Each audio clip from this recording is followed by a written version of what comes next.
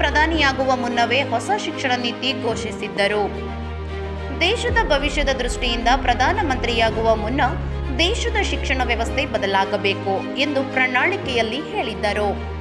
ಅದೇ ರೀತಿ ರಾಷ್ಟ್ರೀಯ ಶಿಕ್ಷಣ ನೀತಿ ಜಾರಿಗೆ ತರುತ್ತೇವೆ ಎಂದು ಹೇಳಿದ್ದರು ಎಂದು ಅರುಣ್ ಶಹಾಪುರ್ ತಿಳಿಸಿದರು.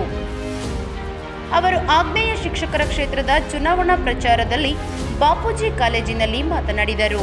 ದೇಶದ ಭವಿಷ್ಯದ ದೃಷ್ಟಿಯಿಂದ ಹೆಮ್ಮೆಯ ಪ್ರಧಾನಿ ನರೇಂದ್ರ ಮೋದಿ ಮೊದಲನೇ ಬಾರಿಗೆ ಪ್ರಧಾನಮಂತ್ರಿ ಆಗುವ ಮೊದಲು ಪ್ರಣಾಳಿಕೆಯಲ್ಲಿ ಹೇಳಿದ್ರು ಈ ದೇಶದ ಶಿಕ್ಷಣ ವ್ಯವಸ್ಥೆ ಪರಿವರ್ತನೆ ತರುವ ಅಗತ್ಯ ಇದೆ.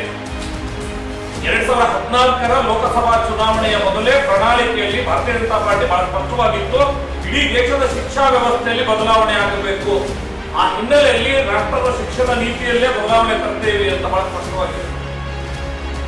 2014ರಲ್ಲಿ ಕಾರ್ಯಾರಂಭ ಮಾಡೋದು, ಕಸ್ತೂರಿ ರಂಗನ್ ನೇತೃತ್ವದಲ್ಲಿ 2017ರಲ್ಲಿ ಎರಡನೇ ಸಮಿತಿ ಆಯಿತು.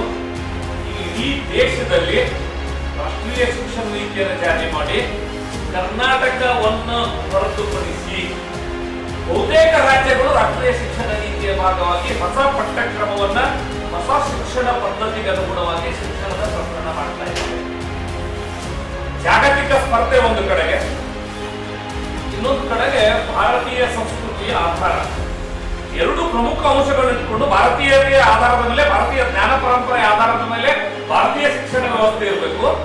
ಇನ್ನೊಂದು ಕಡೆ ರಾಜ್ಯ ಬಿಟ್ಟು ಬಹುತೇಕ ರಾಜ್ಯಗಳು ಹೊಸ ಶಿಕ್ಷಣ ನೀತಿ ಅಳವಡಿಸಿಕೊಂಡು ಪಾಠ ಮಾಡುತ್ತಿವೆ.